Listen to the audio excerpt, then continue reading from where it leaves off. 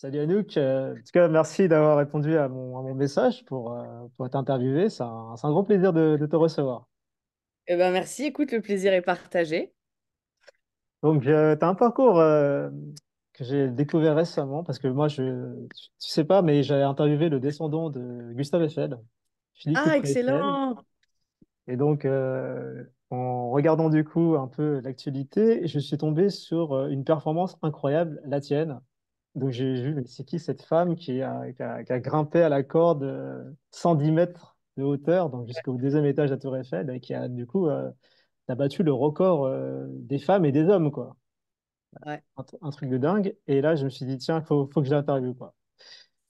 Donc voilà, c'est un grand plaisir de te recevoir. Donc toi, Anouk, tu es à la base, tu fais des courses obstacles. Exact. T'es coach sportive, chroniqueuse et conférencière.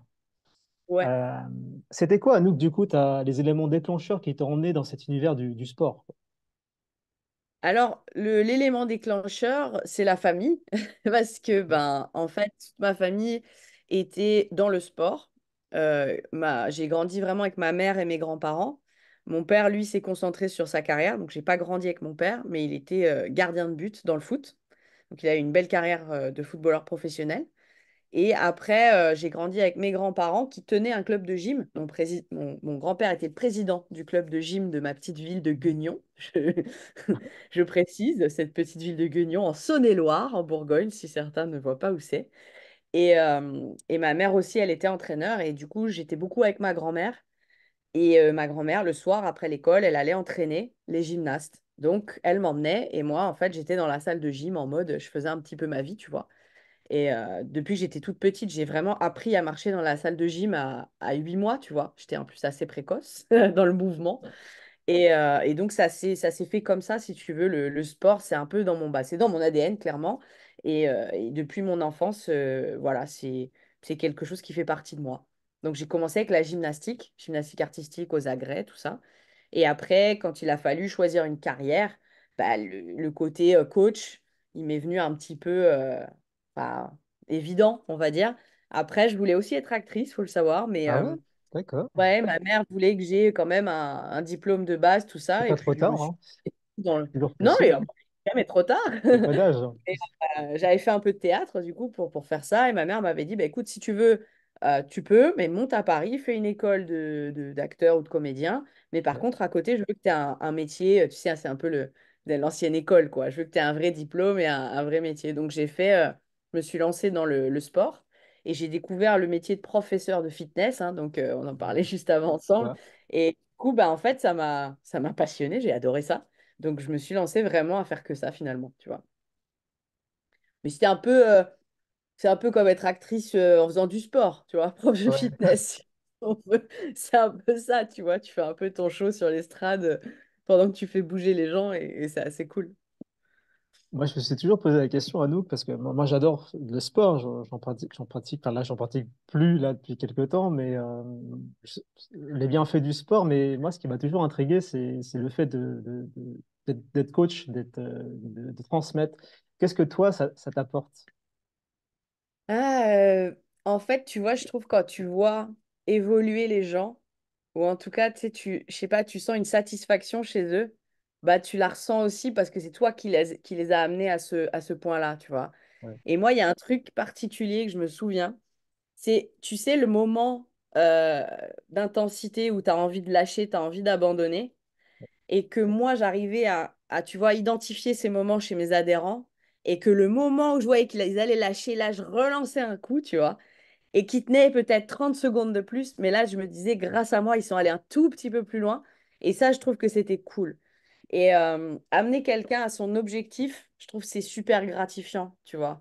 C'est quand j'ai fait des équipes bah, sur des courses à obstacles. Et quand tu amènes des personnes qui, de base, pensaient pas du tout être capables de faire ça et que toi, tu les as entraînés, tu les as amenés à le faire, bah, c'est juste extraordinaire. Tu les vois pleurer de joie. Enfin, et bon, moi, j'ai cette émotion très forte quand je passe une ligne d'arrivée, mais quand tu es le coach et que tu les amènes à ça, ah, il y a quelque chose d'en plus, tu vois, euh, je trouve. Ouais. On va parler de cet événement que tu as réalisé le mercredi 10 avril 2024. Ouais. Donc, monter, grimper à la corde.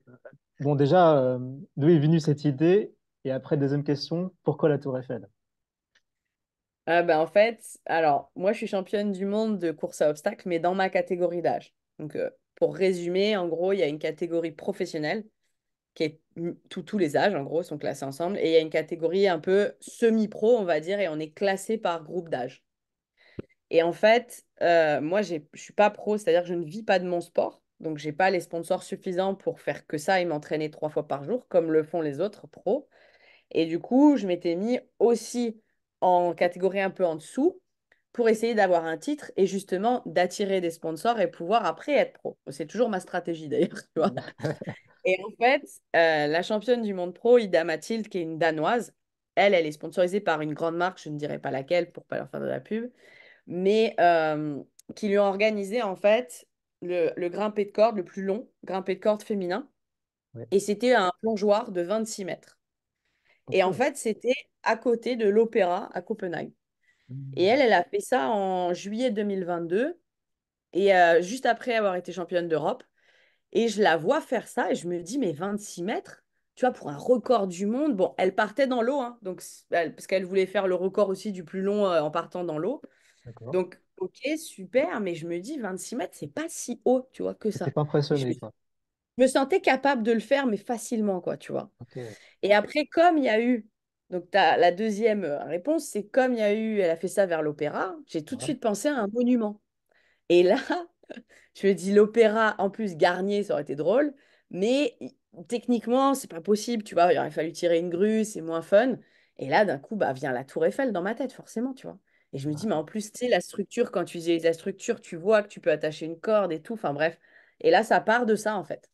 Et l'idée, donc je l'ai en juillet 2022, je voulais monter au premier étage à la base, pour être conscient de ça. Tu savais combien Dans de ma tête, mètres ça faisait? ouais, j'avais été tout de suite Google, j'avais vu 57 mètres, je m'étais dit, ah, c'est faisable ça, allez, on peut viser ça, tu vois. Hmm. Et en fait, cette idée, elle m'est restée dans la tête. Et je suis championne du monde fin septembre 2022, et je me dis, et après, je fais quoi? Et là, cette idée, peut-être un mois après, elle m'est revenue dans la tête. Et là, je me suis dit, est-ce que je peux la rendre possible, en fait, si ça peut devenir un vrai projet ou pas? Et c'est parti de ça, en fait. Wow.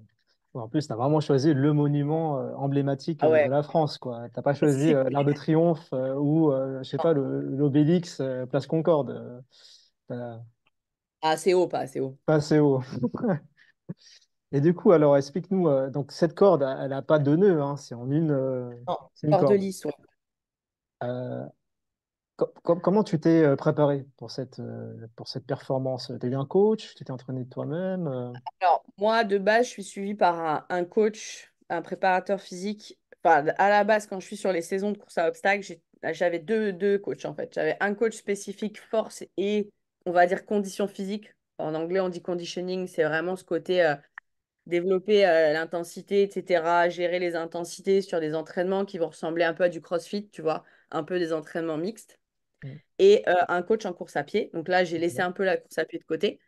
Et avec mon coach, on s'est posé la question. Moi aussi, je suis coach. Donc, ce qui est cool, c'est que j'ai aussi une analyse et des connaissances sur la prépa Ouais. physique qui sont intéressantes. Donc, l'échange, il est toujours intéressant. Et là, je dis, écoute, comment on fait? Tu vois, je veux faire ça, on fait quoi? Ok, on bouge pas. Et comme sur tous les sports, tu analyses en fait les besoins. Tu dis, ok, j'ai besoin de quelle qualité physique pour faire cet exploit? Ok, bah, j'ai besoin d'endurance dans les bras, de tirer dans les bras, de pousser. Tu analyses vraiment les mouvements. J'ai besoin d'une technique, voilà. Et après, à partir de ça, tu construis un plan d'entraînement. Et en fait, ce qui était difficile, c'est que je savais qu'il faudrait beaucoup de temps d'entraînement, mais t'as pas de date, t'as pas d'autorisation, tu sais pas, donc tu es un peu à Ouais. l'aveugle. Ouais. Donc, comme je m'étais dit, je veux faire ça, du moment où j'ai senti qu'il y avait une possibilité de le faire, j'ai commencé à m'entraîner avec beaucoup de traction en fond, parce qu'il faut beaucoup de force de tirer dans les Mm. bras. Donc, beaucoup de force sur les tractions. J'avais un programme 3 fois par semaine de tirage, en gros, parce qu'il faut aussi penser à un truc, c'est qu'il faut que tes ligaments, tes tendons, toutes ces choses-là s'habituent petit à petit à l'effort que tu lui demandes. Sinon, ça crée quoi? Des inflammations, et là, tu te blesses, et là, c'est foutu. Ouais. Donc ça, c'est très compliqué à gérer. Et après, bah, on a commencé à faire du spécifique, donc à aller vraiment sur une corde. J'avais une corde de 13 mètres dans une salle d'escalade Ok. avec ce qu'on appelle un enrouleur. Donc, tu sais, tu t'es auto-assuré, entre guillemets. Mm. Et du coup, bah, je suis allée là-bas et on a commencé à créer un programme avec la corde et avec d'autres choses autour. Donc, en gros, ça a duré un an, hein, toute la prépa. Ah ouais. Si je te dis les petits dessous du truc, on devait le faire en septembre 2023 à la base. Ok. Donc, physiquement, j'étais prête pour septembre 2023. D'accord. Et il a fallu décaler. Donc, Wow. comme il a fallu décaler, ben, donc j'ai dû tenir ce niveau physique jusqu'à l'année suivante, quoi. Donc, En tout cas, tu as fait cette performance en 18 minutes, hein, c'est ça? exactement, 18 minutes, ouais. Waouh, c'est énorme. Alors, je sais pas si c'est rapide ou pas, c'est pas... mais le but, en tout cas, c'était pas d'être rapide, c'était juste de le faire. De le faire, ouais. Donc, voilà. Donc, après, c'est sûr que 18 minutes d'effort, c'est avec quand même en tension tout le temps, c'est quand même assez long. Mais en même temps, ça passe très vite. La prochaine question, Anouk, ce serait plutôt pour la jeunesse. Est-ce que tu as, alors, ça va te parler, le rêve. Est-ce que tu as un message pour celles et ceux qui veulent aller au bout de leur rêve? Ben, en fait, il faut y croire. Ça, c'est la première chose. Je trouve qu'on a, tu sais, avec l'éducation, l'école, tout ça, on nous met un peu dans des cases, dans des carrés. Voilà, on nous conditionne à certaines choses et on nous met des limites un peu. C'est bien. Il faut qu'on nous impose des règles et un cadre. Mais du coup, ce cadre, parfois, il est trop petit, tu vois. Et en fait, bah, ça casse un peu nos rêves, ça casse un peu l'envie de faire des choses hors cadre, justement. Et je pense qu'il faut, au lieu de se dire, quand on a des grosses idées comme ça ou des gros rêves, de base, le réflexe, c'est de se dire c'est impossible. Tu vois, c'est pas possible de faire ça physiquement ou même d'avoir les autorisations. Et en fait, il faut voir la question inverse, c'est comment est-ce que je peux rendre ça possible? Ou rien que, est-ce que c'est possible? Pas juste c'est pas possible, juste est-ce qu'il y a un moyen de le faire ou pas? Et sans se poser la question, est-ce que j'ai les capacités? Parce qu'il y a souvent, il y a ça aussi, c'est Oui. lié à ça. Parce que les capacités, on les crée. Quand j'ai eu l'idée, j'avais pas la capacité de monter là-haut, tu vois. Donc, il y a ce truc-là, en fait, je pense qu'il faut s'autoriser déjà à Mm. se poser des gros projets comme ça, sans se mettre de limites. Et la deuxième chose, faut y croire, bien sûr. Faut croire qu'on est capable de le faire parce que ça va pas être simple. Moi, j'ai galéré pendant un an et demi, tu vois, pour organiser tout l'événement. Il y a des hauts, des bas, il faut être persévérant. Et après, il y a ce côté aussi, bah, faut s'engager dans ses actions. Parce qu'une fois, une fois qu'on a, OK, on a posé le projet, je crois en moi, OK, mais là, il faut y aller. Il faut s'engager physiquement et dans les actions qu'on va faire au quotidien. Donc, tu vois, par ces trois étapes, tout est possible presque, en vrai, tu vois. Ouais, on pourrait parler Je pense. pendant des heures parce que là, tu parles uniquement du côté performance qui est déjà énorme, mais après, à côté, il y a les autorisations, donc faire les démarches Ouais, administratives. Alors, en France, on exactement. sait comment ça se passe. En plus, à Voilà. Paris, donc, Alors, ouais, il y a des choses qui ont été plus faciles que ce que je pensais, ok. bizarrement.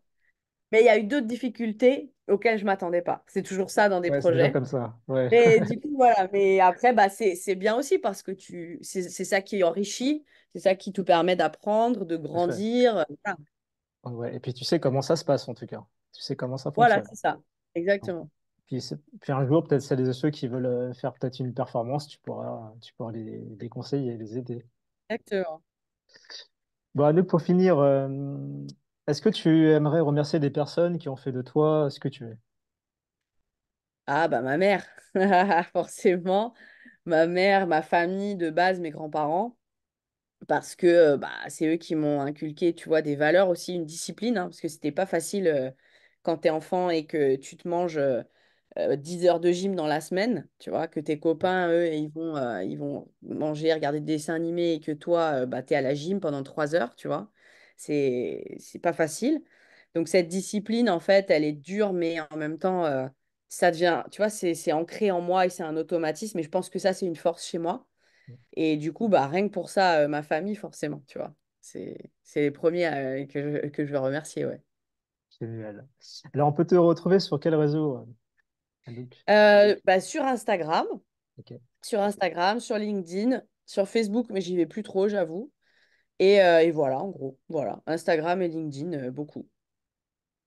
Bon, bah super. Bah, en tout cas, je te remercie pour ce moment de partage. Et puis, bah, j'imagine, tu as peut-être d'autres projets qui vont arriver. Et puis, je te souhaite plein de belles choses. Et comme je dis toujours, l'aventure continue. Ouais, exactement. Merci. Merci à toi.